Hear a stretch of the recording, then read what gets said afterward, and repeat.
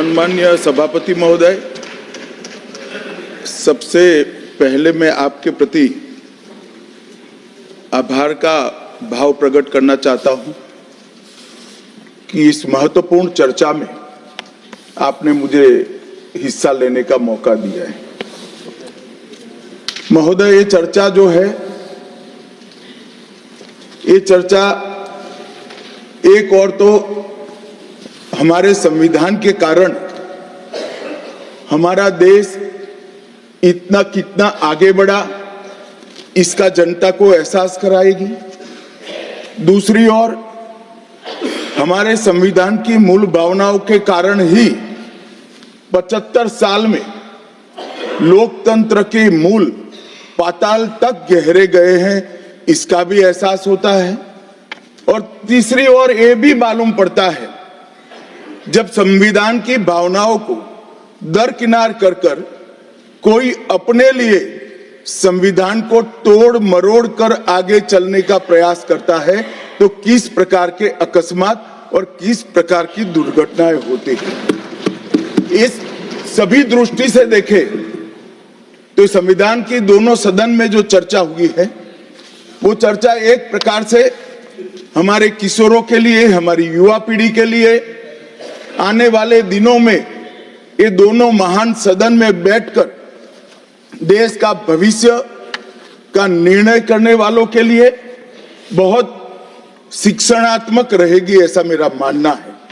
और देश की जनता के लिए भी क्षीर नीर करने में बहुत मदद करेगी कि किस पार्टी ने आज जो 75 साल की मीमांसा होगी, इसमें स्पष्ट हो जाएगा किस पार्टी ने जब जब जनता ने शासन अपने वो पार्टी के हाथ में दिया, संविधान का सम्मान किया है या नहीं किया है।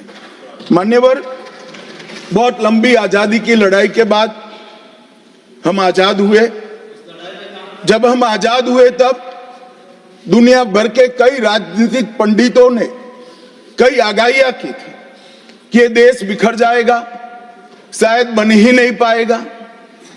कुछ लोगों ने ऐसी आगाही की थी कि यहां डेमोक्रेटिक वैल्यू प्रस्तापित हो ही नहीं पड़ सकते, एकता हो ही नहीं सकती, और ये देश आर्थिक रूप से कभी भी आत्मनिर्भर नहीं हो पाएगा। और आज जब 75 साल के समय के बाद संविधान को स्वीकार करने के बाद पीछे मुड़कर देखते हैं, तो सरदार पटेल का मैं धन्यवाद करना चाहता हूं कि सरदार साहब के अथक परिश्रम के कारण आज देश एक होकर मजबूती से दुनिया के सामने खड़ा।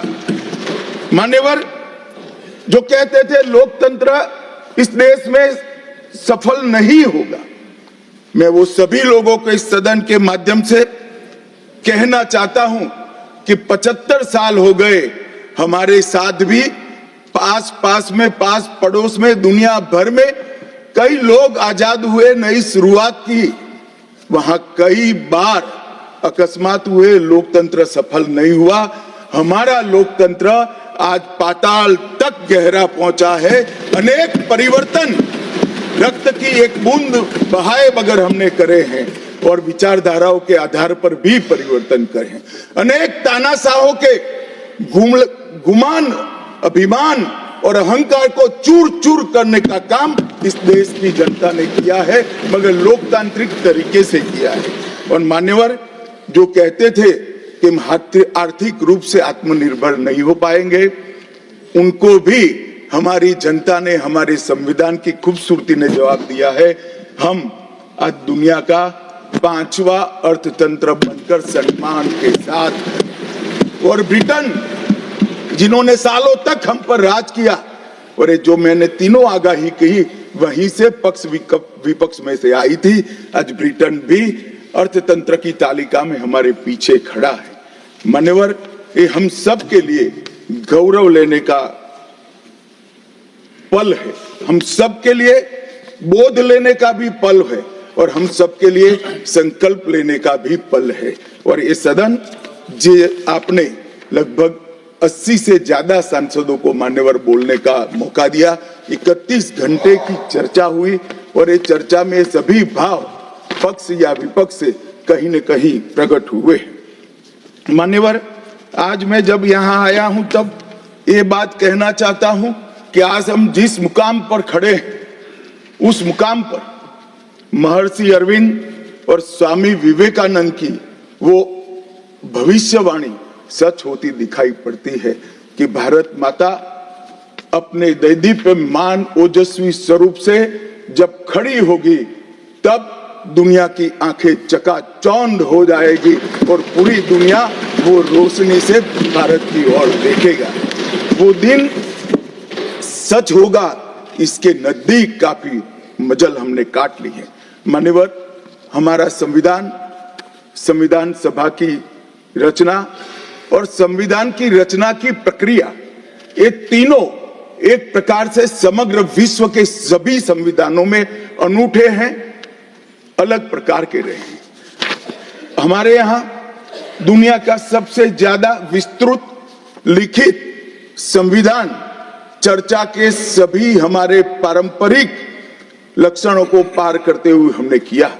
इस संविधान सभा में 299 सदस्य रहे, 22 धर्म जाति समुदाय के सदस्य रहे, हर प्रिंसली स्टेट का प्रतिनिधित्व रहा, हर राज्य का प्रतिनिधित्व रहा। एक प्रकार से समावेशी प्रतिनिधित्व के साथ भारत का भविष्य तय करना, मतलब संविधान को रचने की हमारी प्रक्रिया आगे बढ़ी। 2 वर्ष 11 माह और 18 दिन तक अहर्निश चर्चा चलती रही, विस्तृत चर्चा चलती रही। देश के भविष्य, देश चलाने के नियम और देश की परंपरा को समाहित करते हुए देश को आगे ले जाने का संकल्प इतनी विस्तृत चर्चा के बाद बना। 13 समितियों में कार्य विभाजन किया गया, 7 सदस्यीय ड्राफ्टिंग समिति बनी और जनता के अभिप्राय के लिए भी शायद ही दुनिया का कोई ऐसा संविधान होगा जिसका ड्राफ्ट पूरी जनता को कमेंट्स के लिए दिया गया और कमेंट्स पर भी बहुत डिटेल चर्चा कर उचित बदलाव भी किए गए। इतनी लोकतांत्रिक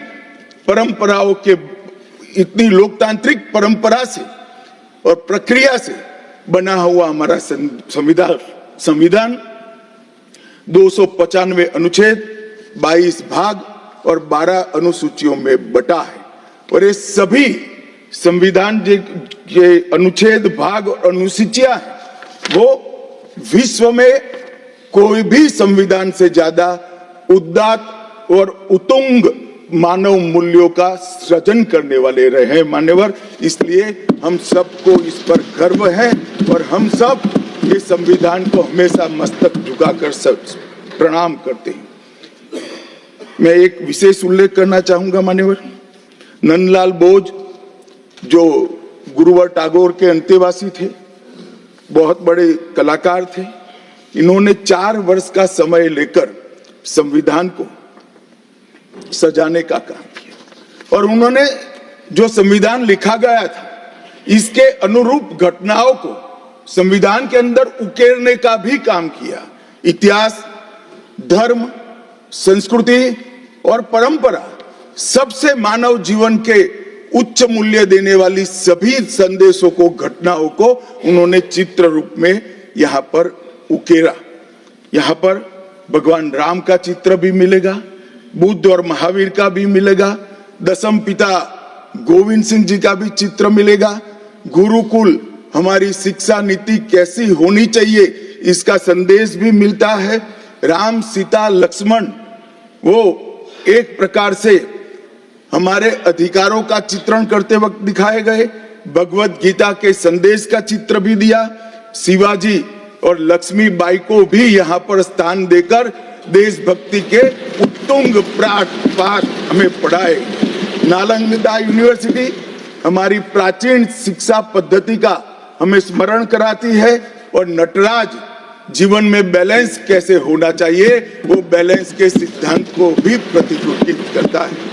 मैंने आज थोड़ा यहाँ आने से पहले क्या क्या चर्चा हुई राज्यसभा में, उसमें हमारे एक सम्मानीय सदस्य ने कहा कि चर्चा का स्तर कितना नीचा हो गया है कि यहाँ चित्रों की चर्चा हो रही है।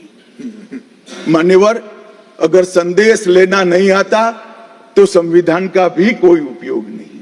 ये सारे जो चित्र लगाए हैं वो हमारे हजारों साल से चलने वाले हमारे राष्ट्र के जीवन को उद्घोषित करने वाले, और कोई ये न समझे कि हमारा संविधान दुनिया के संविधानों की नकल है। हाँ, हमने हर संविधान का अभ्यास जरूर किया है, क्योंकि हमारे यहाँ तो ऋग्वेद में कहा गया हर कोने से हमें अच्छाई प्राप्त हो, शुभ विचार प्राप्त हो, और शुभ विचार को स्वीकारने के लिए मेरा मन खुला हो। मान्यवर, हमने सबका सबसे अच्छा लिया है, मगर हमारी परंपराओं को नहीं छोड़ा है। पढ़ने का चश्मा अगर विदेशी है तो संविधान में भारतीयता कभी नहीं दिखाई देती। और मैं मानता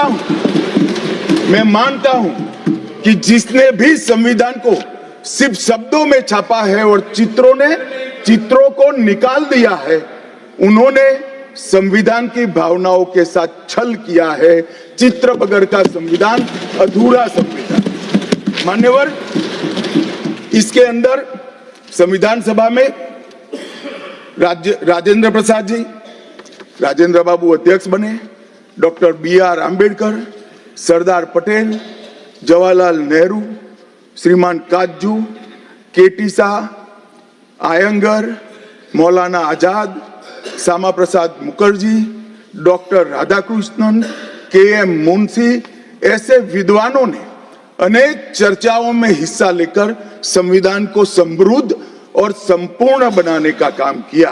परंतु इतना ही नहीं, संविधान सभा के जो सदस्य थे, इसके अलावे भी विवेकानंद, महर्षि अरविंद, महात्मा गांधी, गोपाल कृष्ण गोखले, तिलक महाराज, वीर सावरकर, लाला लजपत राय और राष्ट्र, लोकतंत्र और हमारी परंपराओं में उच्च मूल्यों को स्थापित करने वाले हर महापुरुष की भावनाओं का ये महापुरुष ने उल्लेख कर कोई न कोई सिद्धांत को प्रस्तापित किया है। मान्यवर, जब इतने सारे मनुष्यों का अच्छा विचार जिस संविधान में हो, उसको सफल होना ही था।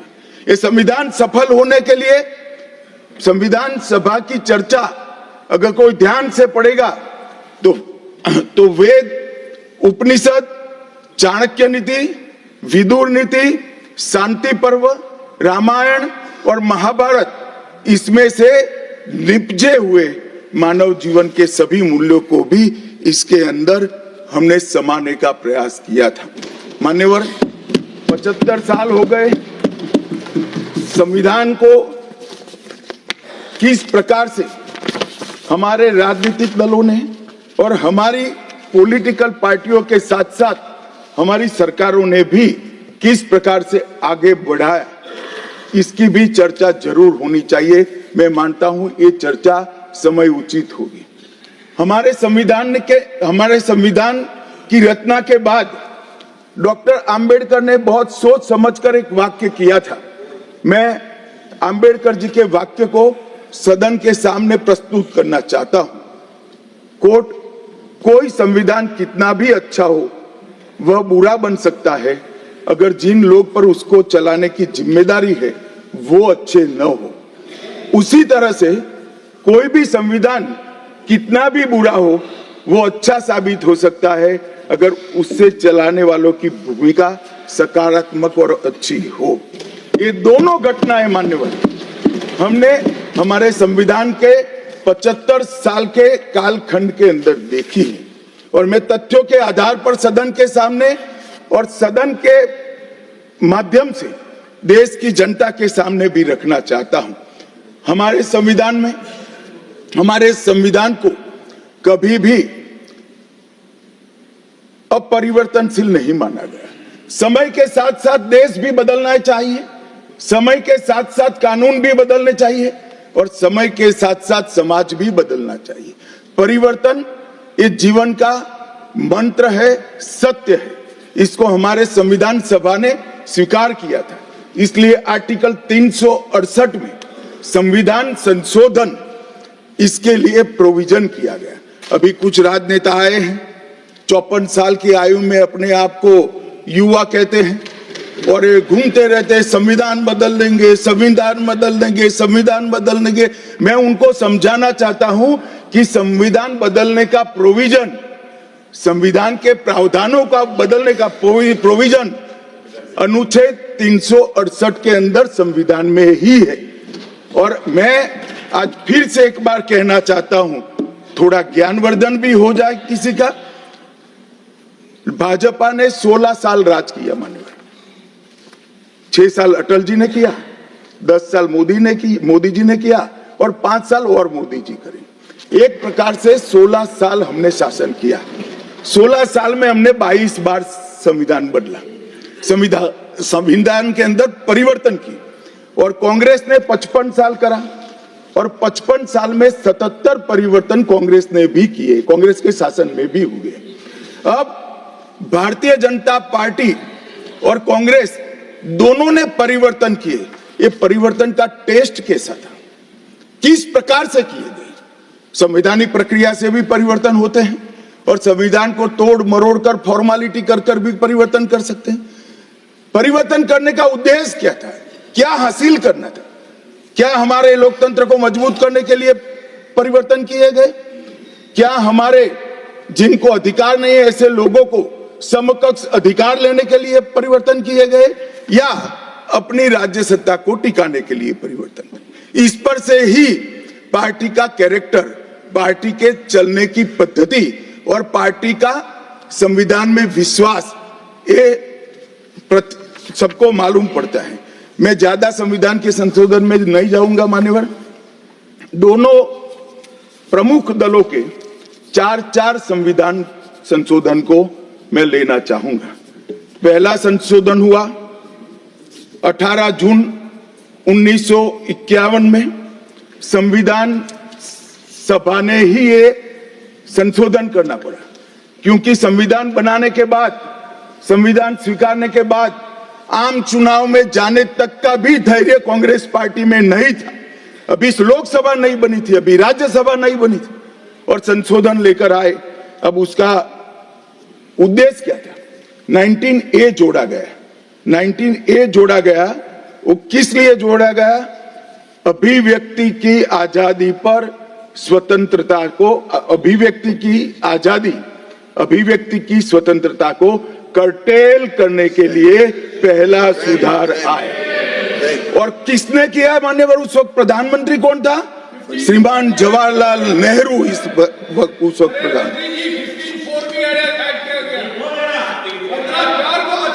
आप बता चुके। अब मान्यवर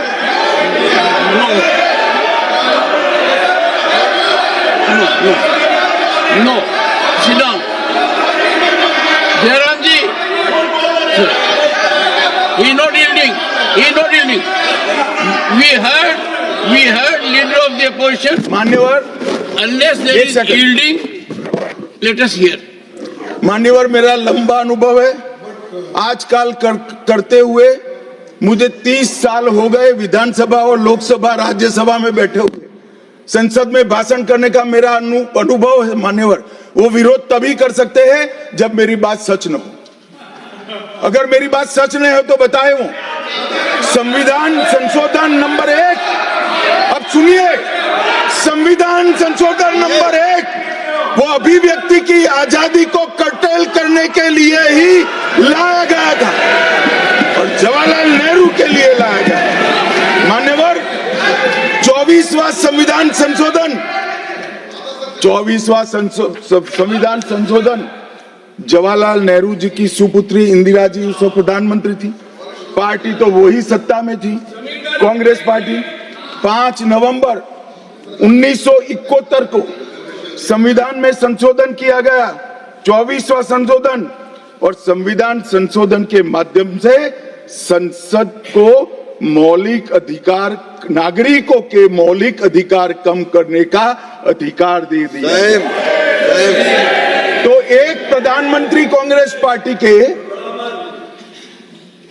अभिव्यक्ति की स्वतंत्रता का टेल करते हैं, दूसरे प्रधानमंत्री उसी परिवार से आते हैं, वो नागरिकों के मौलिक अधिकार को कर्टेल करने का अधिकार लेते हैं। और 39वां संविधान संशोधन अब तो इंतहाई कर दी मान्यवर, सब सीमाओं को पार कर दिया। मान्यवर, आप तो अधिवक्ता रहे हैं। 10 अगस्त 1975 का वो दिन हमारे संविधान के इतिहास में बहुत, जब भी जिक्र होगा काले अक्षरों से ही इसका जिक्र करना पड़ेगा। उस वक्त 39वां संविधान संशोधन आया मान्यवर। 39वां संविधान संशोधन क्या था? इंदिरा गांधी जी के चुनाव को इलाहाबाद हाईकोर्ट ने अमान्य घोषित कर दिया। अब ये अभी कुछ नहीं है, ईवीएम ले लेकर घूमते हैं, हारते हैं और ईवीएम ले लेकर, ईवीएम ने हरा दिया, ईवीएम ने हरा दिया, ईवीएम ने हरा दिया। सुप्रीम कोर्ट ने 24 बार ईवीएम की अर्जी नकार दी। चुनाव आयोग ने 3 दिन ईवीएम 10 से 5 बजे तक रखा कि भाई कोई हैक कर कर बताए। कोई नहीं गया, सुप्रीम कोर्ट में कोई नहीं गया, और हारते हैं तो ईवीएम का दोष निकालते हैं। मान्यवर, एक ही समय, एक ही दिन 2 परिणाम घोषित। एक महाराष्ट्र में सुपड़ा साफ हो गया, जो जनादेश के साथ द्रोह किया था, इसका दंड महाराष्ट्र की जनता ने दिया और दूरबीन लेकर दिखाई नहीं पड़ते, और उसी दिन वो झारखंड में जीते। तो महाराष्ट्र में ईवीएम खराब है और झारखंड में टप से जाकर नए कपड़े पहनकर शपथ ले ली। अरे भाई, जरा तो शर्म करो, जनता देख रही है। एक जगह ईवीएम सही है, एक जगह ईवीएम खराब है। मान्यवर, ऐसा कैसे हो सकता है? और मान्यवर, यहां पर इलाहाबाद हाईकोर्ट ने इंदिरा गांधी जी के चुनाव को निरस्त कर दिया, अमान्य किया, और उन्होंने संशोधन से प्रधानमंत्री पद की न्यायिक जांच पर भी प्रतिबंध लगा दिया। आपको जो करना है वो करो, कोई न्यायिक जांच नहीं है। ये अभी जो अधिकारों की गुहार लेकर घूमते हैं मेरे कम्युनिस्ट भाई, मैं उनको पूछना चाहता हूं, किसके साथ बैठे हो? किसके साथ बैठे हो? रात को अंधेरा कर कर अपनी आत्मा को टटोलना भैया, मालूम पड़ेगा। और ये संविधान संशोधन मान्यवर रिट्रोस्पेक्टिव इफेक्ट से किया गया कि पुराना भी मुकदमा है तो वो खारिज हो जाएगा।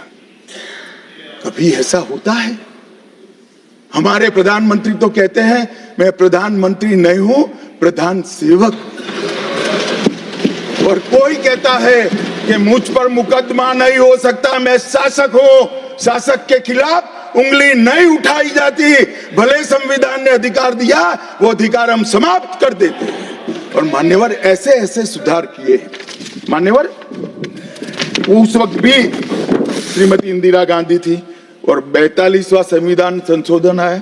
मान्यवर, अभी अभी सुबह दूसरे सदन में 1 नेशन 1 इलेक्शन का बिल पेश हो रहा था।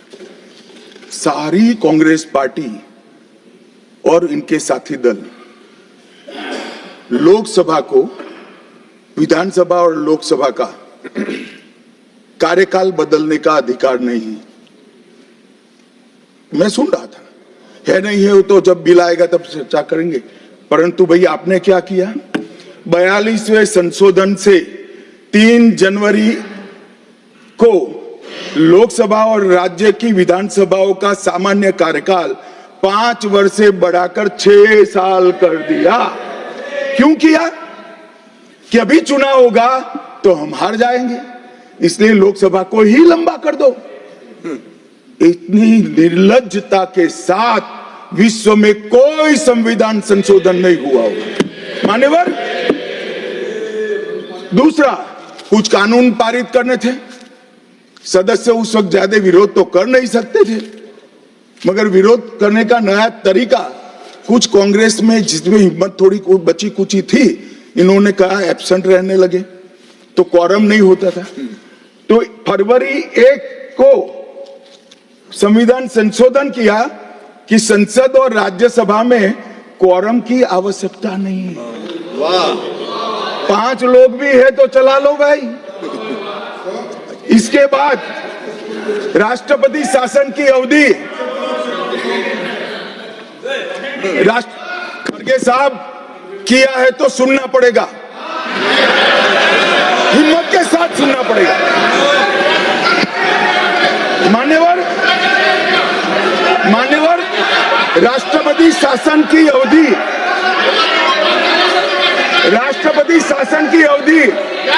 6 महीने तक बढ़ा दी। मान्यवर ये 4 संशोधन, मैं समझ रहा हूं क्यों गुस्सा आ रहा है, मान्यवर Sir, he is not yielding. Honorable Home Minister is not yielding. Are you yielding, sir? मान्यवर मैं आपको एड्रेस करूंगा।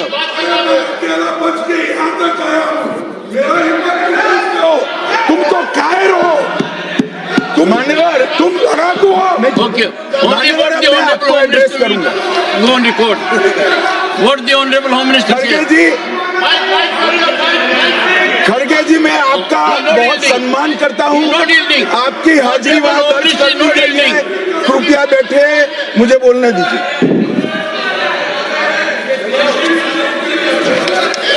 मान्यवर ये चारों संशोधन मैं मेरी पार्टी के दफ्तर से नहीं ला सकता। ये चारों संशोधन संविधान में हुए, किसी को अदालत ने निरस्त किया, किसी को जनता पार्टी की सरकार आई तब उसको निरस्त किया, कुछ लिंगरिंग टेस्ट में रह गए, पर ये चारों संशोधन वास्तविकता है। ये 4 संशोधन से कांग्रेस पार्टी की संविधान सुधार करने की मंशा क्या है? एक में हम पर केस ना हो, दूसरे में हम चुनाव हारने वाले तो समय बढ़ा देना, तीसरे में मेरे पर जांच नहीं हो सकती, और चौथे में नागरिकों के संविधान प्रदत्त अधिकारों को समाप्त करना। ये उद्देश्य बताते हैं। अब मैं हमारा 4 संशोधन लेकर आता हूं मान्यवर। सबसे पहला संशोधन नरेंद्र मोदी जी ने सरकार में किया, 101वां नंबर भी अच्छा आया है। 101वां संशोधन 1 जुलाई 17 को हम जीएसटी को लेकर आए मान्यवर, और इस देश के अर्थतंत्र को रिथम में लाने का, कश्मीर से कन्याकुमारी और कामाख्या से द्वारका तक विशाल फैले हुए देश को जीएसटी के तहत 100 अलग अलग बिक्री करके कानूनों को समाप्त कर कर लोगों की हालाकी खत्म कर कर एक कानून लाने का काम नरेंद्र मोदी जी ने किया, और वो लोगों की भलाई की। कल की डिबेट मैंने पढ़ी है, कोई सदस्य बोले कि नरेंद्र मोदी जी ने विरोध किया था। मैं रिकॉर्ड पर कहता हूं, हाँ नरेंद्र मोदी जी ने विरोध किया था। किस मुद्दे पर किया था? आप जीएसटी तो लाना चाहते थे, मगर राज्यों को कंपनसेशन की गारंटी देना नहीं चाहते थे। हम जीएसटी भी लाए और राज्यों को विकास दर के हिसाब से कंपनसेशन की गारंटी भी दी। इतना ही नहीं, गारंटी का 10 साल तक पालन करने का काम भी भारतीय जनता पार्टी की नरेंद्र मोदी सरकार ने किया। हम संशोधन लाए देश के अर्थतंत्र को सुचारू बनाने के लिए। दूसरा संशोधन लाए 102वां संशोधन, national commission of backward class को संवैधानिक दर्जा देने का काम।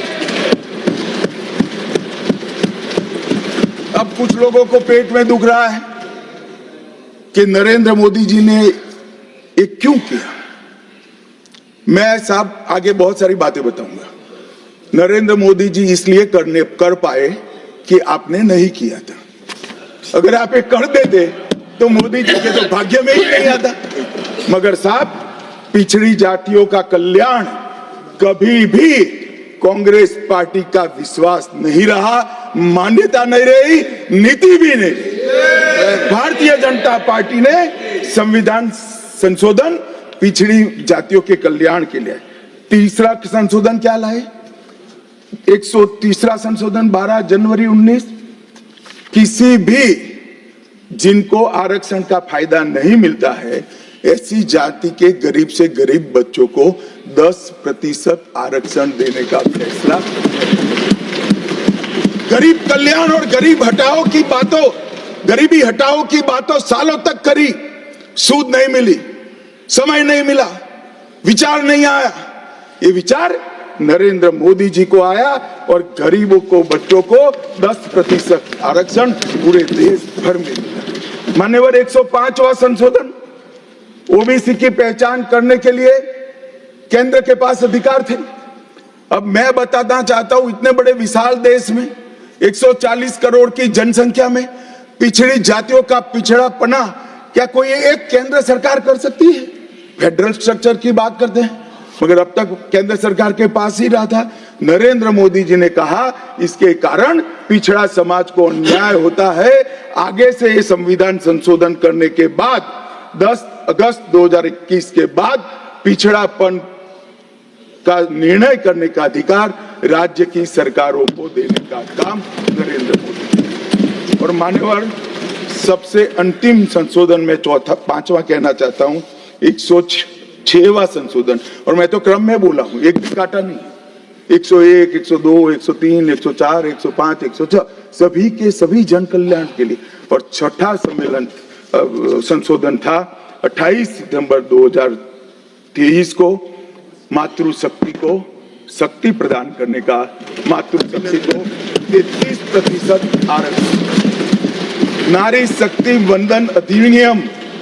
मान्यवर, मैं आज आपके माध्यम से पूरे सदन से और पूरे सदन के माध्यम से देश भर की 140 करोड़ की जनता को कहना चाहता हूं कि जब इस दोनों सदन में 33% नारी शक्ति बैठेगी, संविधान निर्माताओं की कल्पना पूरी हो जाएगी। मान्यवर, इनकी आत्मा को बहुत शांति मिलेगी। इसके अलावा भी हम कई कानून लेकर आए। हम कानून लाए ट्रिपल तलाक को निरस्त करने का। अब ये कहते हैं आपकी वोट बैंक की राजनीति है। मान्यवर, सुप्रीम कोर्ट का कोई वोट बैंक होता है क्या? सुप्रीम कोर्ट तो चुनाव नहीं लड़ती है, जजों को चुनाव नहीं लड़ना है। ट्रिपल तलाक समाप्त करना चाहिए और साहबानों को मुआवजा देना चाहिए।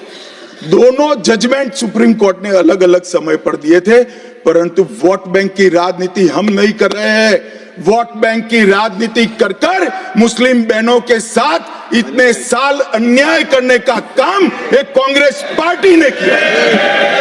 हमने तो ट्रिपल तलाक समाप्त कर कर मुस्लिम माताओं को, बहनों को अधिकार दिया। आपका कि भी अधिकार आपके पति जैसे हैं, मगर देखिए साहब, ट्रिपल तलाक समाप्त हो गया, अभी कोई नहीं कहता अच्छा हुआ। कैसे कहेगा? एक उदाहरण पड़ा है, हमारे आरिफ मोहम्मद खान बेचारे मंत्री थे, अच्छे खासे मंत्री थे, फर्राटे की अंग्रेजी बोलते थे, बहुत पढ़े लिखे व्यक्ति थे, फारसी के विद्वान, उर्दू के विद्वान, हिंदी तो मातृभाषा। अब उन्होंने कहा कि साहबानों को मुआवजा देना चाहिए। मंत्री पद भी गया, सांसद पद भी गया, और बेचारे कई सालों तक संघर्ष करते। कौन बोलेगा? मान्यवर, इनका जो पद्धति है वोट बैंक की पॉलिटिक्स करने की पद्धति है। मान्यवर, 2020 में हम नई शिक्षा नीति लाए। पहली शिक्षा नीति आजादी के बाद आई है जिसका विरोध कम्युनिस्ट भी नहीं कर पाए। बाकी तो शिक्षा नीति आए और कम्युनिस्ट पार्टी विरोध न करे, ऐसा कभी हो सकता है? मुझे भी बड़ा आश्चर्य होगा कि प्रकृति बदल गई है या उनका सोच बदल गया है। खैर, जो भी हुआ, फिर मुझे किसी ने बताया कि आपने इतनी अच्छी शिक्षा नीति लाए हैं कि इसका विरोध करोगे तो लोग उनका विरोध करेंगे, इसलिए विरोध नहीं किया है। मान्यवर, जम्मू कश्मीर में आरक्षण देने का संशोधन विधेयक लाए और 3 नए आपराधिक कानून भी हम लेकर आए। हमारी क्रिमिनल जस्टिस सिस्टम के ये 3 कानून 160 साल बाद पहले अंग्रेजों ने बनाए थे, अंग्रेजों की पार्लियामेंट में बने थे। नरेंद्र मोदी जी ने, माननीय नरेंद्र मोदी जी ने बीएनएस, बीएनएसएस और बीएसए के माध्यम से हमारी संपूर्ण न्यायिक आपराधिक न्याय प्रणालिका को भारतीयकरण करने का काम नरेंद्र मोदी जी। और वो कानून जो अंग्रेजों को राज टिकाने के लिए बने थे, वो कानून को समाप्त कर कर हमारे संविधान ने हमारे नागरिकों को जो अधिकार दिए हैं, समय पर न्याय मिलना चाहिए। इसका करने का काम नरेंद्र मोदी जी ने किया। इस देश को गुलामी की मानसिकता से आजाद करने का काम कई सालों के बाद अगर किसी ने किया तो हमारे नेता नरेंद्र मोदी ने किया। और आप तो कई साल तक, अटल जी की सरकार आई, कई साल तक बजट शाम को 5:30 बजे रखते थे। क्यों शाम को 5:30 बजे रखते थे? क्योंकि इंग्लैंड की रानी के घड़ी में उस वक्त 11 बजते थे। आजादी के इतने सालों तक अंग्रेज की रानी के घड़ी से बजट रखने की आदत थी, वो भी किसी ने बदला तो भारतीय जनता पार्टी ने बदला, अटल बिहारी वाजपेयी। मान्यवर, संविधान के सम्मान की बहुत बातें हुई, मगर संविधान का सम्मान सिर्फ बातों में नहीं होना चाहिए, कृति में भी होना चाहिए, कर्तृत्व में भी होना चाहिए और कल्पना में भी होना चाहिए। जब कृति में नहीं है, कर्तृत्व में नहीं है, तो कल्पना में आ ही नहीं सकता। अभी मैंने इस चुनाव में अजीबोगरीब नजारा देखा मान्यवर, अजीबोगरीब नजारा था। आज तक इतने साल चुनाव हुए, किसी ने आम सभाओं में संविधान को लहराया नहीं। संविधान को लहराकर, झूठ बोलकर जनादेश लेने का कुत्सित प्रयास कांग्रेस पार्टी के नेताओं के माध्यम से। मान्यवर, संविधान लहराने का मुद्दा नहीं है, संविधान बहकाने का मुद्दा नहीं है। संविधान विश्वास है, संविधान श्रद्धा है, संविधान को सम्मान करने का। मान्यवर, वो नरेंद्र मोदी जी को, और लोकसभा में तो किसी को मालूम नहीं पड़ा।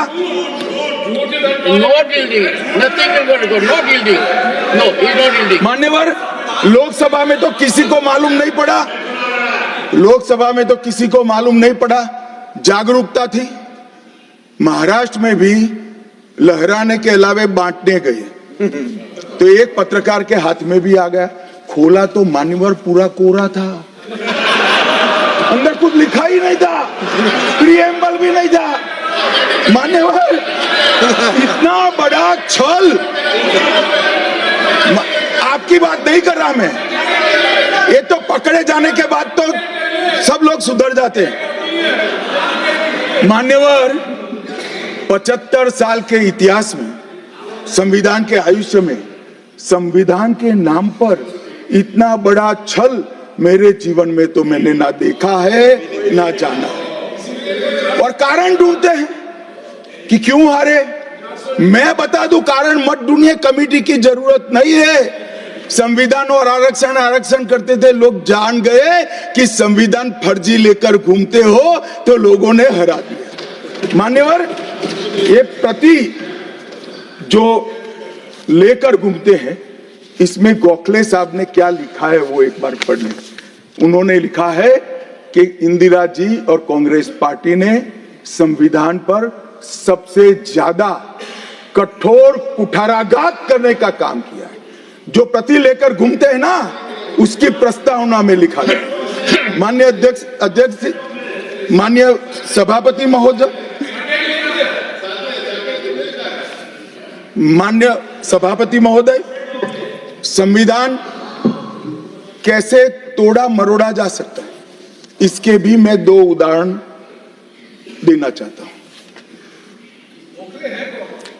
हमारे सेना के जवान, सुरक्षा दलों के जवान, वो हमारी मातृभूमि की 1 इंच भूमि पर जान देने के लिए तैयार है। सैकड़ों हजारों लोग शहीद हुए 1 इंच भूमि के लिए।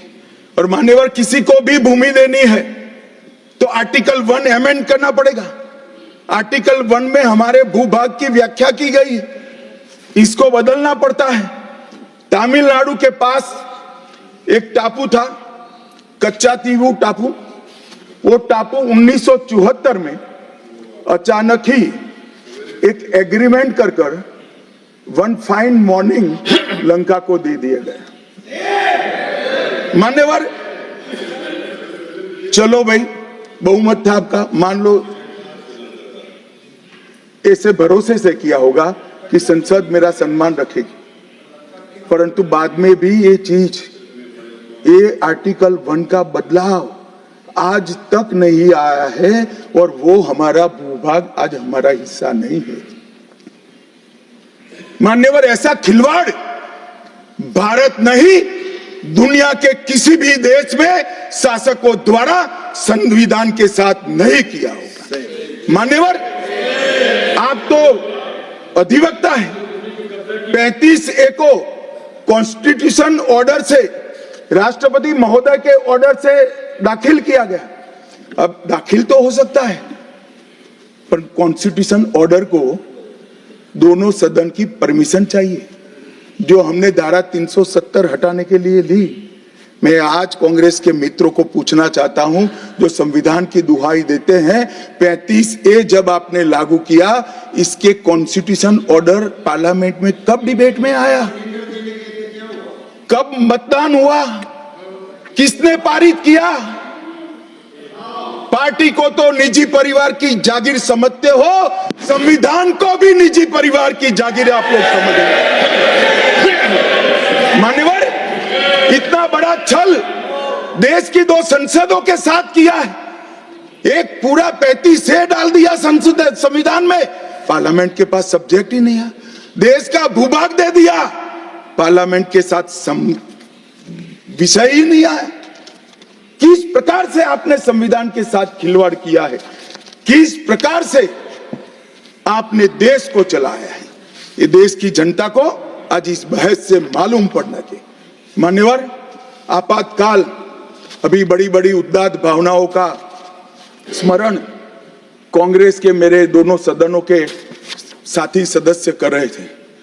यंग सदस्य करे तो मैं समझता हूं, शायद इन्होंने इतिहास न पढ़ा हो, मगर जो लोग आपातकाल के वक्त थे वो भी करते थे।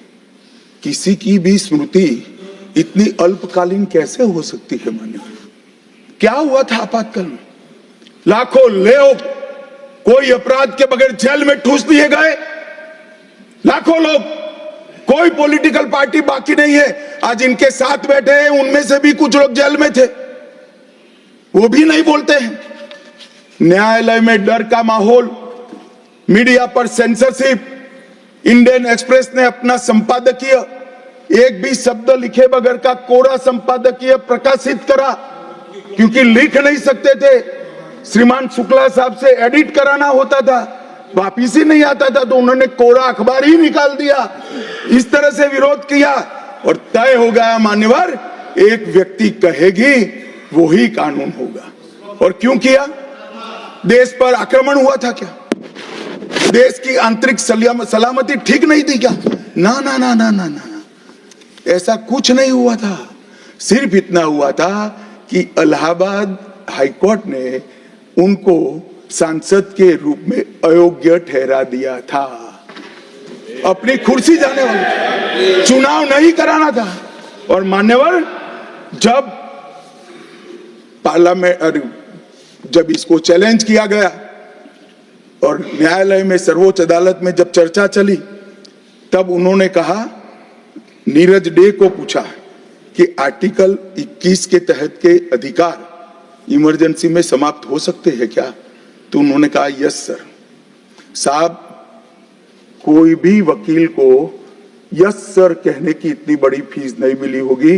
नीरज डे 11 साल तक अटॉर्नी जनरल रहे, एक यस सर कहने का। मान्यवर, डीओ ड्राफ्ट जो होता है वो कैबिनेट में, कैबिनेट मंत्रालय से आता है। कैबिनेट मंत्रालय में डीओ ही नहीं है। कैबिनेट का जो प्रस्ताव होता है कैबिनेट मंत्रालय के थ्रू जाता है, मगर आज कैबिनेट में कोई रिकॉर्ड नहीं है। कैबिनेट मंत्रालय में मैं तो छोटा था मान्यवर, मुझे जेल में नहीं जाना पड़ा। मेरी आयु होती तो मेरा भी सौभाग्य होता, पूरे 19 महीने इसके विरोध में मैं जेल में रहना पसंद करता, परंतु मैं छोटा था। मुझे इमरजेंसी की मालूमात कैसे पड़ी? मैं बीना का गीतमाला सुनता था, बीना का गीतमाला अचानक बंद हो गई, तो मैंने घर में झगड़ा किया कि बीना का क्यों गीतमाला क्यों नहीं आती। मेरे पड़ोस वाले चाचा ने कहा कि किशोर कुमार के साथ इंदिरा जी का झगड़ा हो गया है, बिना का गीतमाला में किशोर कुमार का आवाज नहीं आना चाहिए, तो नए गीतों की रिकॉर्डिंग हुई और किशोर कुमार और लता मंगेशकर के ड्यूएट गीत भी लता दीदी की आवाज में ही पूरे देश ने 19 महीना सुने साहब। देखिए डेमोक्रेसी की बात करें मान्यवर, इस प्रकार की कृति, ऐसा दंड दिया देश की जनता ने उनको कि अब स्वप्न में भी नहीं कर सकते हैं। ऐसी कृति कोई न करे, इसलिए ये बहस जरूरी है। और मान्यवर, हम तो संविधान का सम्मान करते हैं। नरेंद्र मोदी जी ने संविधान दिन मनाने की बात रखी तो एक वरिष्ठ कांग्रेसी नेता ने कहा, क्या जरूरत है संविधान दिन की, 26 जनवरी तो है। बोलिए भाई, संविधान को जितनी भी बार स्मरण करोगे, इसकी भावनाओं के प्रति आपकी आस्था दृढ़। और मान्यवर, इसलिए नरेंद्र मोदी जी संविधान दिन मनाते हैं और संविधान के निर्माताओं की पुण्य स्मृति में मनाते हैं।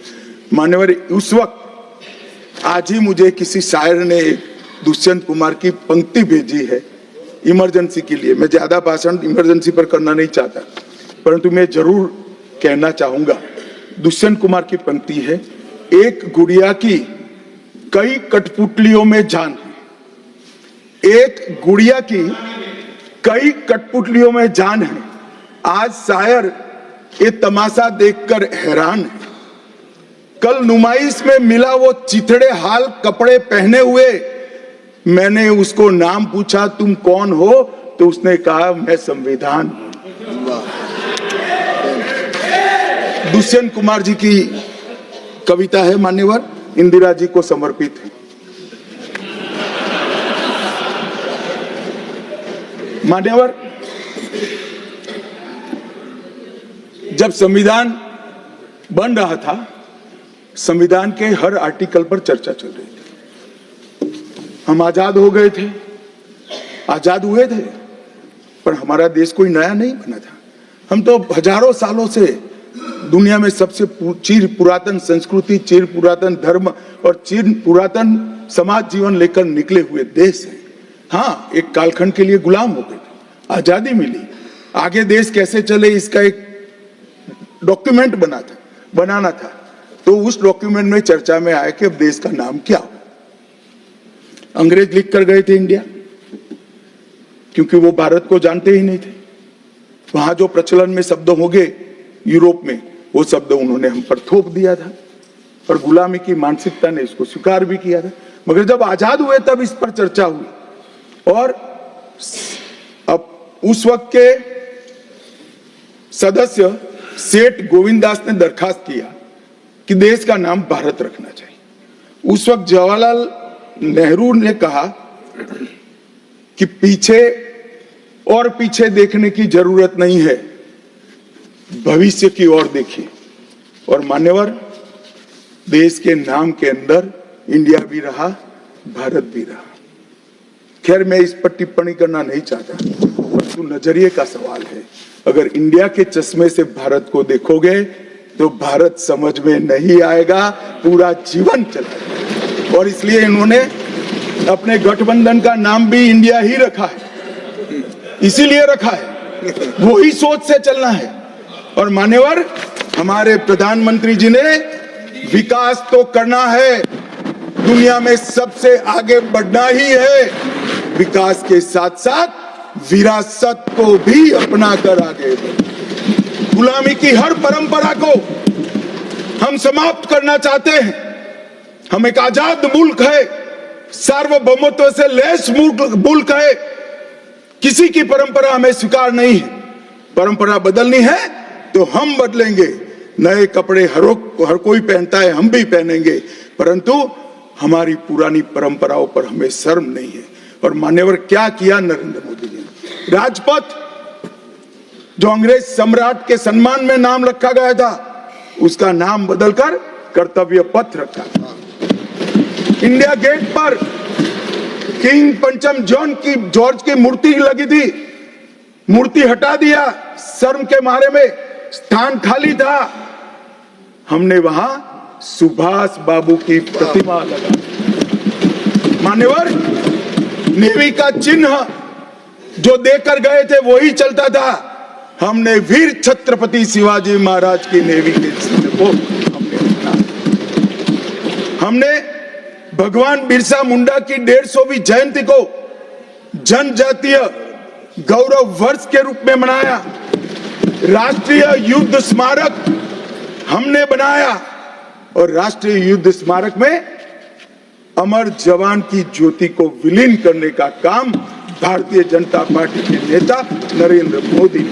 संसद के अंदर राजा जी ने जो उदात्त भावनाएं व्यक्त की थी, जिसको जवाहरलाल जी ने भी स्वीकारा था, मगर बाद में शर्म का एहसास हुआ। सेंगोल को इलाहाबाद के म्यूजियम में भेज दिया। नरेंद्र मोदी जी ने विधिवत तरीके से सेंगोल को संसद के अंदर प्रस्तावित किया, नई संसद बनाई और विश्व भर में चोरी की गई मूर्तियां, आर्टिफैक्ट्स जो थे वो 345 हजारों साल पुराने हमारे मूर्तियां और आर्टिकल्स, उसको वापस लाने के लिए हमारे विदेश मंत्रालय ने काम किया। न्यू एजुकेशन पॉलिसी, पूरा देश अंग्रेजी में चले, ऐसे षड्यंत्र चले इतने सालों तक। न्यू एजुकेशन पॉलिसी में हमने कंपलसरी कर दिया बच्चे की प्राथमिक शिक्षा मातृभाषा में होगी। मान्यवर, मातृभाषा में आईएएस आईपीएस का एग्जाम नहीं दिया जाता था, हमने वहां मातृभाषा में एग्जामिनेशन को किया। अभी तमिलनाडु के सदस्य बोल रहे थे, पहले आप जिनके साथ बैठे हो उनके शासन में तमिल में आईएएस आईपीएस का पेपर नहीं लिख सकते थे। आज तमिल मीडियम में बड़ा हुआ बच्चा गर्व के साथ देश का टॉप ब्यूरोक्रेट बन सकता है। ये व्यवस्था हमने करी। मान्यवर, अंडमान और निकोबार के द्वीप समूह का नाम जो अंग्रेज रखे थे वो छोड़कर गए थे। सुभाष बाबू ने जब अंडमान निकोबार जीता तब उन्होंने नामकरण किया था शहीद और स्वराज, उसको भुला दिया गया। आजादी के बाद फिर से अंग्रेजों का नाम वापस लाए। नया न रखो कोई बात नहीं भाई, सुभाष बाबू ने रखा, निकाल दिया। हमने डंके की चोट पर सुभाष बाबू के नाम शहीद और स्वराज दोनों वापस लाने का काम किया। ल्यूटियन में रेस कोर्स रोड पर रहते थे, हमने लोक कल्याण मार्ग करा। डेलहाउसी रोड का नाम दारा सिकोह के नाम से किया और निर्मला जी ब्रीफकेस की जगह वही खाता लेकर आज जब बजट देती है तब पूरे देश भर के भारतीय संस्कृति के लोगों को आनंद होता है। मान्यवर, 1500 से ज्यादा पूरे नए कानूनों को हमने समाप्त करने का काम किया। इन्होंने अपने परिवार की प्रसिद्धि के अलावे कुछ नहीं किया। हजारों जगह पे गांधी नेहरू परिवार के नाम मिलेंगे और किसी का नहीं। सुभाष बाबू का पुतला भी हमने लगाया। मान्यवर, हमने प्रधानमंत्री संग्रहालय बनाया। जवाहरलाल जी से लेकर नरेंद्र मोदी जी के पहले जितने बने वो सभी प्रधानमंत्रियों के जीवन कवन को हमने दिखाने का काम किया। वहां पहले सिर्फ जवाहरलाल जी का मिशन, G20 की अध्यक्षता हमने की और भारतीय सांस्कृतिक और वैश्विक समन्वय को हमने प्रोत्साहित। राम मंदिर का निर्माण, काशी विश्वनाथ धाम का पुनरुद्धार, काशी उज्जैन शारदा पीठ, करतारपुर साहिब कॉरिडोर, योग को वैश्विक पहचान और 160 साल पुराने कानूनों को खत्म करने का काम नरेंद्र मोदी जी ने किया। हम पीछे नहीं गए। ऐसा वो मानते थे पीछे चले जाओगे, पीछे नहीं गए। पीछे तो आप छोड़कर गए थे। आप 14वें नंबर पर छोड़कर गए थे। अटल जी 11 पे लाए, फिर 11 से नीचे नहीं गए, देश पर बड़ा उपकार किया। मोदी जी 11वें से 5वें नंबर पर लाए और 27 में 3रे नंबर पर पहुंच गए। मान्यवर, अभी कुछ नेताओं को आरक्षण में चुनाव जीतने की फॉर्मूला दिखाई पड़ती है। आरक्षण आरक्षण आरक्षण आरक्षण आरक्षण कोई आज की कल्पना नहीं है। हमारे संविधान निर्माताओं ने की। आर्टिकल 15 और 16 में SC, ST और OBC को आरक्षण का प्रोविजन किया गया है मान्यवर। ये मूल प्रोविजन है, कोई नया नहीं है। इतनी जोर से आरक्षण आरक्षण आरक्षण कर छाती चौड़ी कर चिल्लाते। आज मैं बताना चाहता हूं कि कांग्रेस पार्टी किस प्रकार से आरक्षण विरोधी पार्टी है मान्यवर। इनका कहना और करना दोनों अलग है मान्यवर। आरक्षण के लिए नेहरू जी के उद्गार अंत में मैं बताऊंगा, परंतु ओबीसी को आरक्षण देने के लिए 1955 में काका साहेब कालेलकर कमीशन बना मान्यवर। इसका रिपोर्ट कहां है? दोनों सदन के रिकॉर्ड पर मैंने ढूंढा, कहीं नहीं है, बुला दिया गया। क्यों? क्योंकि ओबीसी को आरक्षण मिलता था। बैठिए बैठिए बैठिए ना, मैं प्रक्रिया बताता हूं। अर्ध सत्य नहीं बोलता हूं भाई, एक सेकंड। छिपा कैसे सकते हो? छिपा कैसे सकते हो?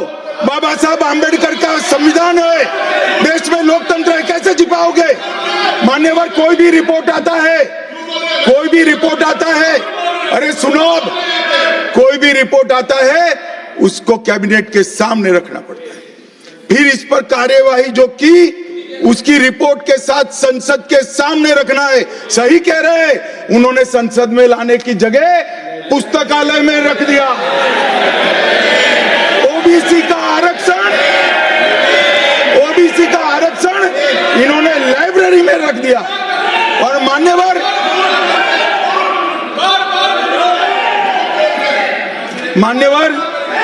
अगर काका साहेब कालेलकर कमीशन का रिपोर्ट स्वीकार कर लिए होते तो 1980 में मंडल कमीशन की रिपोर्ट की जरूरत ना पड़ती।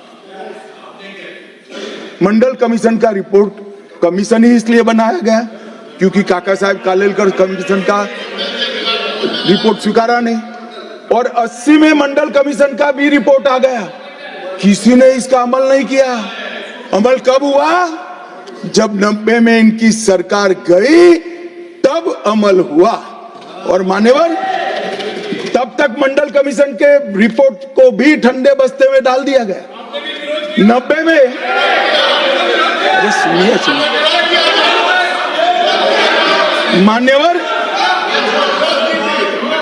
मान्यवर मंडल कमीशन के रिपोर्ट को जब स्वीकार किया गया, लोकसभा में प्रतिपक्ष के नेता थे श्रीमान राजीव गांधी। मैंने राजीव गांधी जी के सभी भाषणों को खंगाला। सबसे लंबा भाषण मंडल कमीशन के रिपोर्ट के विरोध करने के लिए किया है। और इन्होंने कहा पिछड़ों को आरक्षण देने से इस देश में योग्यता का अभाव हो जाएगा। अब ये तो आपके विचार है मान्यवर। राजीव गांधी की स्पीच भी, श्री राजीव गांधी की स्पीच भी लोकसभा के रिकॉर्ड पर पड़ी है। लाइब्रेरी में आप जाते हैं, लोकसभा की स्पीच निकलवा कर नहीं पढ़ते। जयराम जी पढ़ लीजिए एक बार। और नरेंद्र मोदी जी ने क्या किया मान्यवर? ओबीसी कमीशन को नरेंद्र मोदी जी ने मान्यता दी, पिछड़ा वर्ग का सम्मान किया, नेट, नीट, जेई उसमें ओबीसी का आरक्षण किया। और इन्होंने क्या किया? अभी भी ये तो सब नेहरू जी, इंदिरा जी और अब भी चलता रहता है। एक इन्होंने क्या किया? झूठ बोलना शुरू किया कि हम आरक्षण बढ़ा देंगे, आरक्षण बढ़ा देंगे, आरक्षण बढ़ाना चाहिए, आरक्षण 50% से ज्यादा बढ़ा। ये क्यों बढ़ाना है मैं बताना चाहता हूँ मान्यवर। झूठ नहीं, असत्य, झूठ की जगह असत्य। चलिए मान्यवर, आपने भी करेक्ट किया। खड़गे जी की बात को स्वीकार कर लेता हूं। उन्होंने झूठ नहीं बोला, वो सत्य से परे बोले हैं, वो नहीं बोलना चाहिए मान्यवर। इन्होंने 50% से ज्यादा आरक्षण करने की वकालत की। मैं आज देश की जनता को कहना चाहता हूं कि देश के 2 राज्यों में धर्म पर आरक्षण अस्तित्व में है, धर्म के आधार पर आरक्षण, ये गैर संवैधानिक है मान्यवर। संविधान सभा की कोई भी डिबेट आरक्षण के प्रावधान करने वाले आर्टिकल की पढ़ लीजिए, इसमें स्पष्ट किया गया है कि कोई भी आरक्षण धर्म के आधार पर नहीं हो सकता, आरक्षण पिछड़ापन के आधार पर।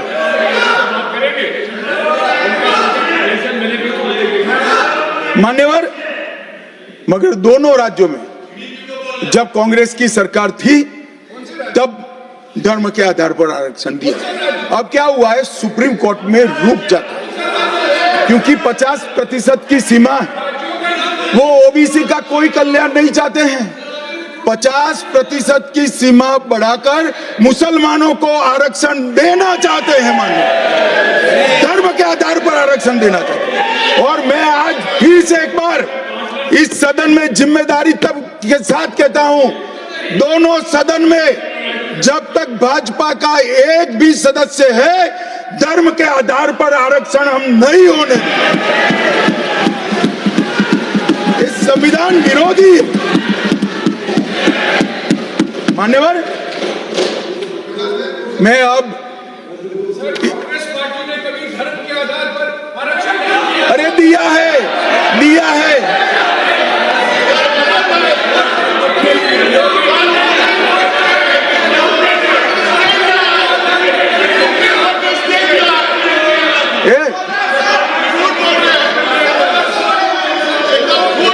मान्यवर, इससे तो ये बच जाएंगे, मगर मैं रिकॉर्ड पर से कुछ कोट अनकोट कहना चाहता हूं, जो संविधान सभा की चर्चा का रिकॉर्ड है। जवाहरलाल नेहरू जी ने कहा, मैं ये देखकर सचमुच आश्चर्यचकित हूं कि नियुक्ति में आरक्षण के सिद्धांत को कितनी देर तक ले जा रहा है, मतलब कितना बढ़ा रहे हैं। मुझे नहीं लगता कि ये बिल्कुल अच्छा है। ऐसा लगता है कि मुदलियार और ब्राह्मणों के सिवा लगभग सभी जातियों को पिछड़ा वर्ग में शामिल कर देंगे। मान्यवर, सरकारी सेवाओं में आरक्षण के लिए इनके विचार थे।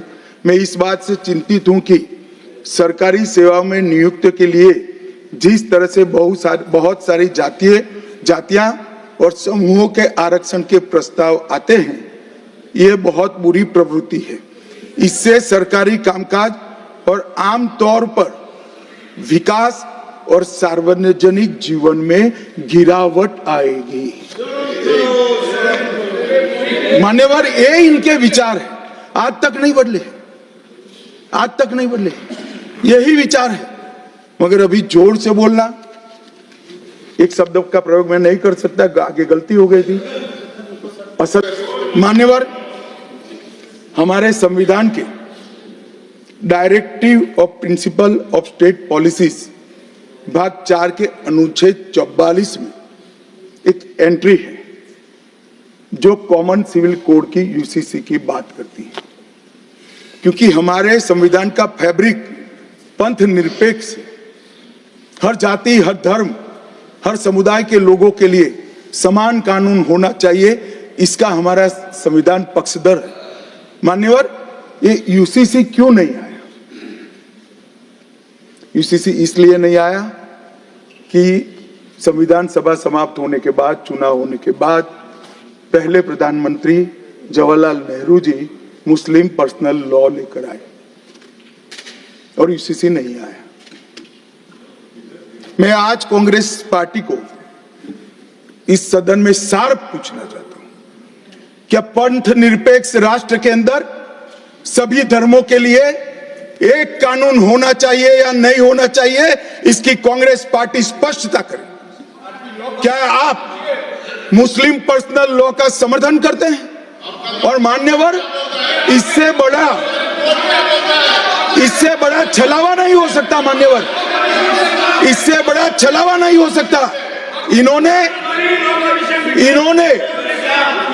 हिंदू कोड बिल भी ला दिया। हिंदू कोड बिल उठाकर देख लिए। हम तो नहीं चाहते कि हिंदू न्याय शास्त्र के आधार पर इस देश का कानून बने, अभी के जीवन के मूल्यों के आधार पर कानून बनना चाहिए। मगर हिंदू कोड बिल में एक भी पुरानी हिंदू न्याय व्यवस्था का कोई नामो निशान नहीं है। हिंदुओं को बुरा न लगे इसलिए मुस्लिम पर्सनल लॉ दिया, तो सामान्य कानून को हिंदू कोड बिल बना दिया। मान्यवर, चलो मैं तो कहता हूं कि खड़गे जी और जयराम जी कह रहे हैं कि भाई पर्सनल लॉ का अधिकार मिले तो हमें आपत्ति नहीं है, तो फिर पूरा सरिया लागू करिए। क्रिमिनल में क्यों सरिया निकाल दिए? बताओ भाई, क्या चोरी करे इसके हाथ काट दोगे? कोई इससे जगद्य महिला के साथ अपराध करे तो पत्थर मारकर मार दोगे? देशद्रोही को रोड पर सूली चढ़ाओगे? तो विवाह के लिए, निकाह के लिए पर्सनल लॉ, वारिस के लिए पर्सनल लॉ और क्रिमिनल सरिया क्यों नहीं भाई? अगर उनको देना ही है तो पूरा ही दे देते, पूरा दे देते। मान्यवर, ये इन्होंने तुष्टीकरण की शुरुआत वहीं से करी है। मुस्लिम पर्सनल लॉ इस देश में संविधान आने के बाद तुष्टीकरण की शुरुआत। आर्टिकल 14 और 15 का ये भंग है। अंबेडकर जी, लोहिया जी, के.एम. मुंशी, एच.वी. कामत, ये सब ने इसका विरोध किया है। 1973 से 16 तक 11 बार देश की सुप्रीम कोर्ट ने यूसीसी लाने का आग्रह देश की और राज्य की सरकारों ने किया है। आप नहीं ला सकते, तुष्टीकरण से ऊपर नहीं उठते। बैठिए, मैं बताता हूं। मान्यवर, हमने ही उत्तराखंड में भारतीय जनता पार्टी की सरकार ने यूसीसी लाया। हमारा काम करने का तरीका, मैं आपके माध्यम से दिग्विजय सिंह को कह रहा हूं। वो कहते हैं कौन रोकता है? हम खुद रोकते हैं। कारण बताऊं मैं? सुनने का धैर्य चाहिए, क्योंकि हमारा तरीका है कि लोकतांत्रिक तरीके से काम किया जाए। समाज के जीवन में इतना बड़ा सामाजिक बदलाव करने वाले कानून को उत्तराखंड सरकार ने मॉडल कानून के रूप में पारित किया है। इसकी न्यायिक मीमांसा होगी, इस पर सामाजिक चर्चा होगी, धर्म के विद्वान चर्चा करेंगे, कुछ सजेशन आएंगे तो इसको स्वीकारेंगे और बाद में भारतीय जनता पार्टी की सरकार हर राज्य में कॉमन सिविल कोड लेकर आए। आज तक नहीं मिला, वो भी कांग्रेस पार्टी के तुष्टीकरण की नीति थी। मान्यवर, अभी एक फैशन होगा है, आम्बेडकर आम्बेडकर आम्बेडकर आम्बेडकर आम्बेडकर आम्बेडकर। इतना नाम अगर भगवान का लेते तो 7 जन्मों तक स्वर्ग मिल जाता। अच्छी बात है ना? ना सुनिए तो, सुनिए ना, आप सुनिए ना, मैं बताता हूं। हमें तो आनंद है कि आम्बेडकर का नाम लेते हैं। आम्बेडकर का नाम अभी 100 बार ज्यादा लो, परंतु साथ अर्थ में आम्बेडकर जी के प्रति आपका भाव क्या है ये मैं बताता हूं। मान्यवर, आम्बेडकर जी को देश की पहली कैबिनेट से इस्तीफा क्यों दे दिया? आम्बेडकर जी ने कई बार कहा कि अनुसूचित जातियों और जनजातियों से हुए व्यवहार से मैं असंतुष्ट हूं, सरकार की विदेश नीति से मैं असहमत हूं और आर्टिकल 370 से मैं असहमत हूं। इसलिए वो छोड़ना चाहते थे। उनको आश्वासन दिया गया, आश्वासन पूरा नहीं हुआ। उन्होंने इग्नोरेंस के चलते इस्तीफा दे दिया और एक श्री B.C. रॉय ने पत्र लिखा कि आम्बेडकर और राजा जी जैसे 2 महानुभाव मंत्रिमंडल छोड़ेंगे तो क्या होगा। तो नेहरू जी ने उनको जवाब में लिखा है, राजा जी के जाने से तो थोड़ा बहुत नुकसान होगा, आम्बेडकर के जाने से मंत्रिमंडल कमजोर नहीं होता है। मान्यवर, ये विचार जो खड़गे जी कह रहे हैं ना, क्या आपत्ति है? जिसका विरोध करते हो उसका वोट के लिए नाम देना कितना उचित है? क्योंकि अब अंबेडकर जी को मानने वाले पर्याप्त संख्या में आ गए हैं, इसलिए आप अंबेडकर अंबेडकर कर रहे हो। मान्यवर, मुंबई के मेयर ने एक पत्र लिखा था कि मऊ में अंबेडकर जी का स्मारक बनाना चाहिए। मऊ में जो अंबेडकर जी का जन्म स्थान था, सुझाव लिखा। उन्होंने कहा आमतौर पर स्मारक निजी पहल से बनाने चाहिए।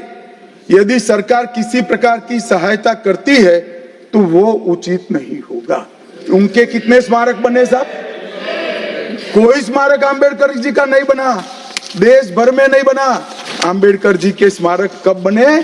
जब भारतीय जनता पार्टी सत्ता में आई, तब मऊ में डॉक्टर आंबेडकर के जन्म स्थान पर स्मारक बना, लंदन में अध्ययन करते थे वहां स्मारक बना, नागपुर में शिक्षा दीक्षावलित वहां बना, दिल्ली में महापरिनिर्वाण स्थल पर बना और मुंबई में चैत्य भूमि में भी बन रहा है। हमने 5 तीर्थ बनाए महामानव।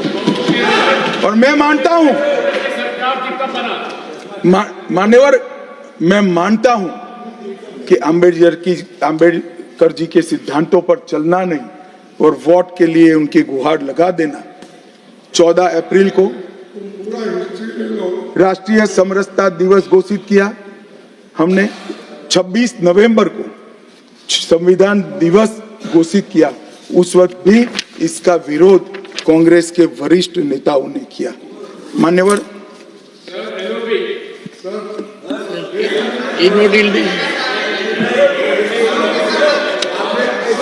मान्यवर 370 पर कई बार चर्चा हुई है। मैं ज्यादा कहना नहीं चाहता।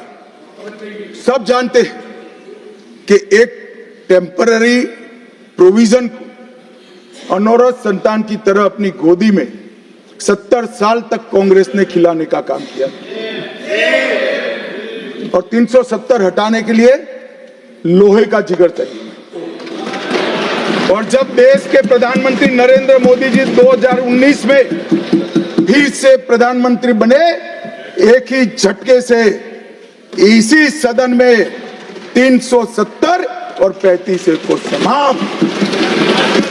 इसी सदन में कहते थे खून की नदियां बह जाएगी। खून की नदियां छोड़ो, कंकड़ चलाने की किसी की हिम्मत नहीं है। कंकड़। और मान्यवर क्या हुआ? इसके बाद क्या हुआ? 35,000 पंचायत के सदस्य आजादी के बाद पहली बार चुनकर आए। 2 करोड़ 11 लाख एक वर्ष में पर्यटक आए। पत्थरबाजी शून्य हो गई। आतंकवादी घटना 92% कम हो गई। एरिया डोमिनेशन बढ़ा। 33 साल के बाद घाटी में थिएटर में रात्रि का शो चल रहा है। 34 साल के बाद ताजिया का जुलूस निकला। पहाड़ी, गुर्जर, बकरवाल और वाल्मीकि को आरक्षण मिला और घाटी के हर घर तिरंगा अभियान भी चला। श्रीनगर में फॉर्मूला 4 कार रेसिंग हुई। लाल चौक पर तिरंगा शान से फहरता है और दुनिया का सबसे ऊंचा रेलवे आर्च ब्रिज आज चिनाब नदी पर बन रहा है। सबसे बड़ी लंबी ट्रांसपोर्टेशन टनल फिर पंजाल में बनी और निर्यात रैंकिंग में अपना कश्मीर सभी यूटी में नंबर 1 पर निर्यात में आया। मान्यवर 80,000 करोड़ पाकिस्तान से आए हुए विस्थापित, घाटी से भगाए गए विस्थापित और पश्चिमी पाकिस्तान से आए हुए विस्थापित को 80,000 करोड़ दिया और 1,19,000 करोड़ का निवेश आज आ गए। मान्यवर 370 के रहते 70 साल में 12,000 करोड़ का निवेश आया था। अब 5 साल के अंदर 1,19,000 करोड़ का। G20 के डेलीगेट्स भी वहां गए। अमरनाथ यात्रा में 4.5 लाख यात्रियों ने अपनी श्रद्धा व्यक्त की और कुपवाड़ा के शारदा देवी मंदिर में 600 वर्ष के बाद पहली बार दीपावली मनाने का काम। मान्यवर ये कहते हैं 370 हटाने से क्या हुआ? मैं बताता हूं, आपकी तुष्टीकरण की दुकान बंद हो गई है। तुष्टीकरण बंद हो गई। मान्यवर आज संविधान के आर्टिकल 124 में न्यायपालिका की व्यवस्था के लिए हमारा जिक्र है। कांग्रेस पार्टी की सरकारों ने आर्टिकल 124 की भावनाओं के साथ किस तरह से खिलवाड़ किया है वो मैं आज सदन के माध्यम से सभी सदस्यों को और देश को बताना चाहता हूं। पहला मामला 1973 में जब संसद और सुप्रीम कोर्ट के बीच में न्यायिक पुनरावलोकन जुडिशियल रिव्यू के लेकर संघर्ष हुआ, तब उसको समाप्त कर देने का काम कांग्रेस पार्टी ने किया और इसके बाद में केशवानंद भारती ने फिर से इसको रिस्टोर किया। फैसले से नाराज होकर, फैसला तो चलो पक्ष में भी आता है, खिलाफ भी आता है, हमारे खिलाफ भी कई फैसले आते हैं, क्या कर सकते हैं, मानना चाहिए, हमारी संवैधानिक व्यवस्था है, आर्टिकल 124 कहता है। परंतु कांग्रेस ने क्या किया, 3 वरिष्ठ न्यायाधीश जस्टिस JM सेलत, KS हेगड़े और AN ग्रोवर, तीनों को प्रमोशन से महरूम कर सजा देकर चौथे न्यायाधीश को प्रमोशन देने का काम करा, जिसके कारण ये 3 सज्जनों ने अपना अपमान महसूस करते हुए संविधान की सुरक्षा के लिए इस्तीफा देकर घर पे जाना पसंद किया। ये किया है मैंने। दूसरा मामला 76 में ADM जबलपुर बनाम शिवकांत शुक्ला, ये बार बार दोहराना चाहिए, 140 करोड़ लोगों को रट हो जाना चाहिए जिससे कोई हिम्मत ना कर सके इमरजेंसी डालने की। हर बच्चे को रटाना चाहिए कि तानाशाहों को क्या करना चाहिए। मान्यवर ADM जबलपुर,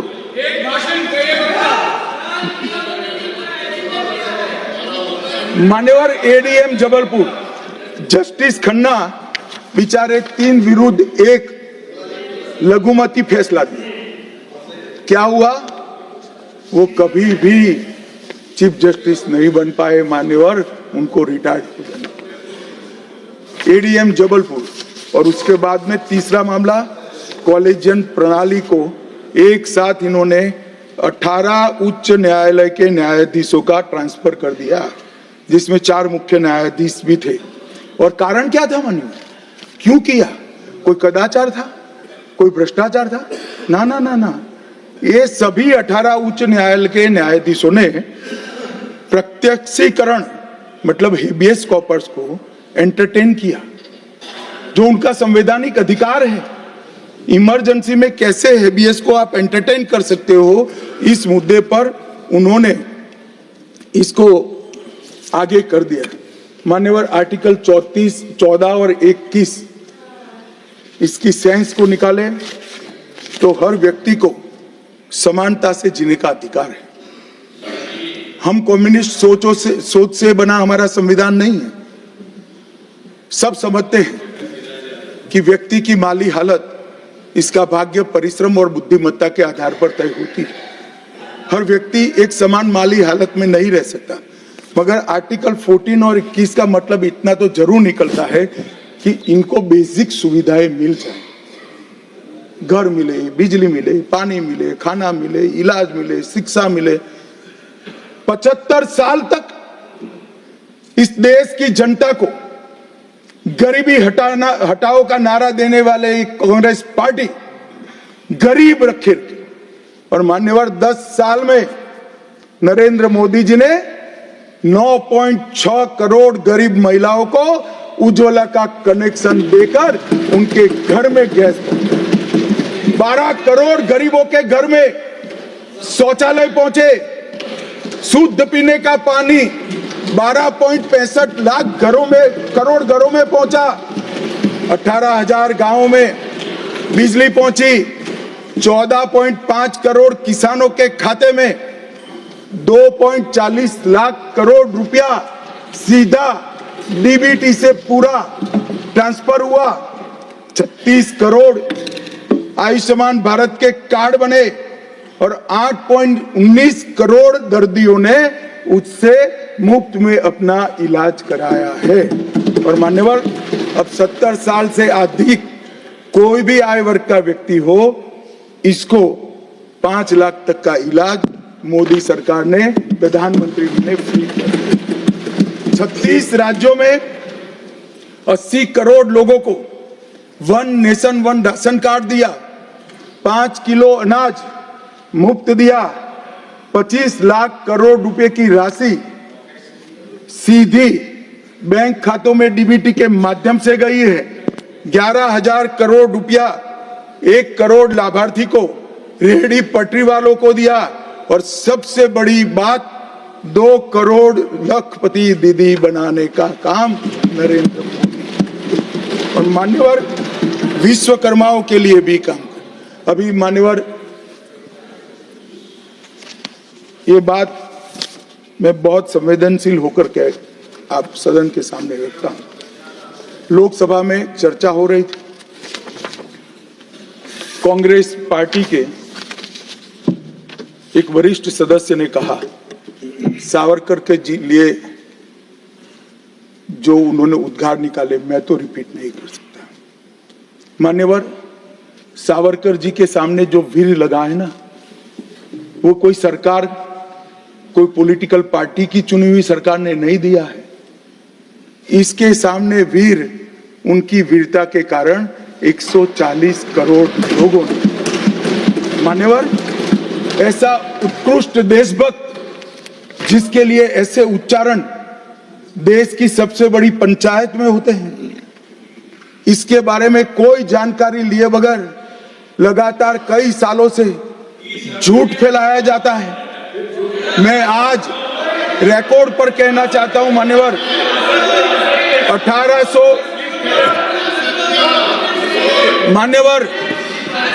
1857 से लेकर 1947 तक के स्वतंत्र संग्राम में किसी भी व्यक्ति को एक जीवन में 2 आजीवन कारावास हुए हैं तो वो वीर सावरकर। मध्य दरिये में देश को आजादी दिलाने के लिए टॉयलेट तोड़कर दरिया में छलांग लगाने का साहस किसे में था तो वीर सावरकर। एक ही जेल में 2 भाई काला पानी की सजा काट रहे थे, 10 साल तक भाई एक दूसरे को देखे नहीं। ऐसा वीर परिवार पूरे देश में दूसरा नहीं। मान्यवर, आज सावरकर जी की एक उक्ति में यहां पर कहना चाहता हूं। उनका एक मराठी में वाक्य है, तुझ साठी मरण ते जनन, तुझ बिन जनन ते मरण। इसके आगे है, हे मातृभूमि तेरे लिए मरण मृत्यु ही जीवन है और तेरे बिना जीवन मेरे लिए मृत्यु से भी कठिन। ये देशभक्ति के वाक्य जिस व्यक्ति के मुंह से निकले, इसके लिए इस प्रकार की सदन में चर्चा करते हैं, सार्वजनिक रूप से बोलते हैं और गर्व महसूस करते हैं। क्या देशभक्ति कोई विचारधारा के साथ जुड़ी हो ही सकती है? देश के प्रति बलिदान किसी धर्म के साथ जुड़ा हुआ हो सकता है? किस प्रकार के स्तर पर हम देश के सार्वजनिक जीवन को ले गए मान्यवर, और हमारी तो न माने, हमारी न सुने।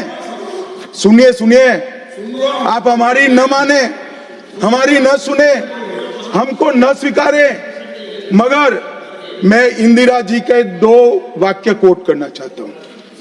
एक, उन्होंने 1966 में सावरकर जी के निधन पर कहा, सावरकर एक महान व्यक्ति थे, उनका नाम साहस और देशभक्ति का पर्याय है। एक महान क्रांतिकारी जिन्होंने अनगिनत लोगों से को प्रेरणा देने का काम किया, इंदिरा गांधी तत्कालीन प्रधानमंत्री। दूसरा, श्री बाखले को पत्र लिखा था कि आपका पत्र मुझे मिला, वीर सावरकर द्वारा ब्रिटिश सरकार के प्रति साहसी प्रतिरोध का हमारे स्वतंत्रता संग्राम के इतिहास में अपना एक महत्वपूर्ण स्थान। मैं भारत के इस असाधारण पुत्र की जन्म शताब्दी के लिए कोटि कोटि शुभकामनाएं देती हूं प्रधानमंत्री। भाई हमारा तो न सुनो, मगर आप इंदिरा जी का भी नहीं सुनते हो। और मान्यवर, आपके माध्यम से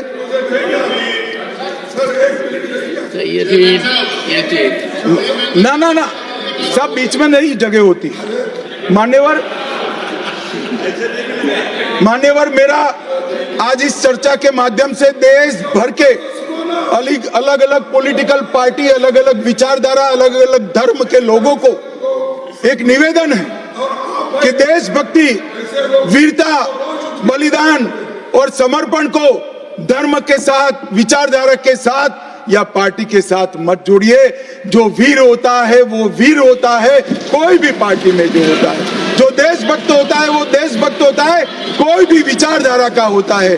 और जो बलिदान देता है वो बलिदान ही देता है, किसी भी धर्म के अंदर जन्म लिया हो।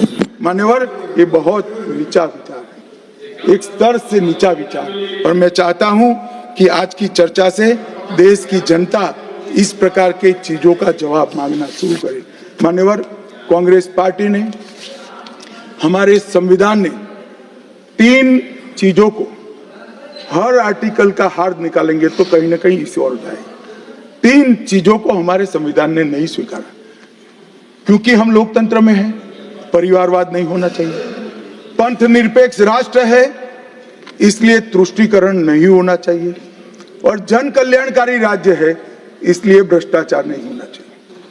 मुझे कई बार लगता है कि कांग्रेस पार्टी क्यों संविधान का सम्मान नहीं करती है, मगर जब ये 3 शब्द मैंने पढ़े तो मुझे मालूम पड़ा कि अगर वो संविधान की भावनाओं का संविधान करेंगे, सम्मान करेंगे, तो तुष्टीकरण, परिवारवाद और भ्रष्टाचार तीनों को छोड़ना पड़ेगा। इसके बगैर उनका अस्तित्व टिक ही नहीं।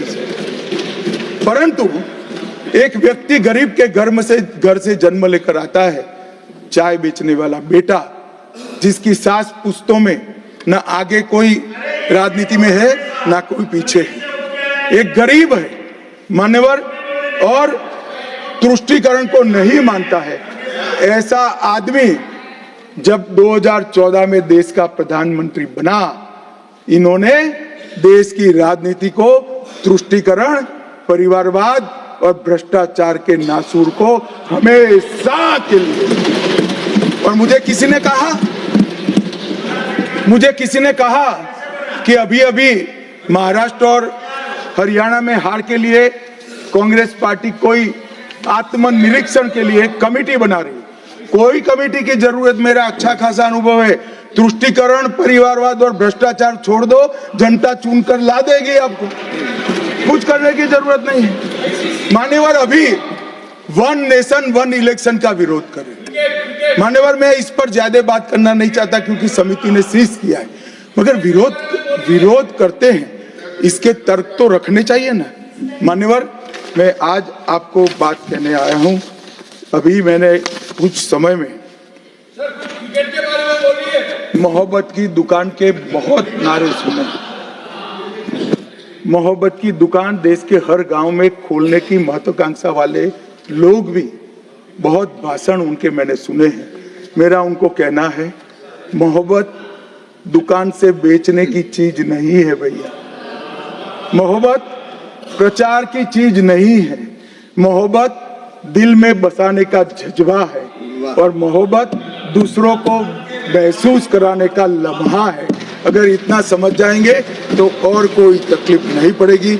मान्यवर, अंत में मैं इतना कहना चाहता हूं कि आजादी के अमृत महोत्सव में इस देश के प्रधानमंत्री जी आजादी के अमृत महोत्सव को बहुत अच्छे तरीके से एक वेल डिजाइन मैनर में मनाने का निर्णय किया। पूरे लाखों कार्यक्रम हुए। इसका मीन निकालते, इसका हार्द निकालते तो आता है 3 उद्देश्य सामने आते हैं। बालकों, बच्चे, युवा और जनता को आजादी के 90 वर्ष लंबे आजादी के संग्राम के इतिहास की जानकारी देना। गुमनाम आजादी के सेना नायकों का नई पीढ़ी और आने वाली पीढ़ी को परिचय कराना। 75 साल में हमने जो सिद्धियां प्राप्त की है, इसका गौरव 140 करोड़ भारतीयों के मन में उत्पन्न करना। और जब आजादी के 100 साल हो गए, तब ये देश पूरे संसार में हर क्षेत्र में नंबर 1 पर हो, ऐसे महान भारत की रचना। और ये संकल्प अब श्री नरेंद्र मोदी का नहीं रहा है।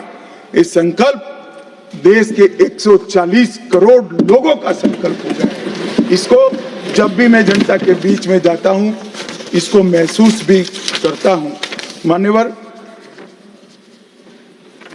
मान्यवर, आज मोदी जी ने अमृत काल की कल्पना करी है।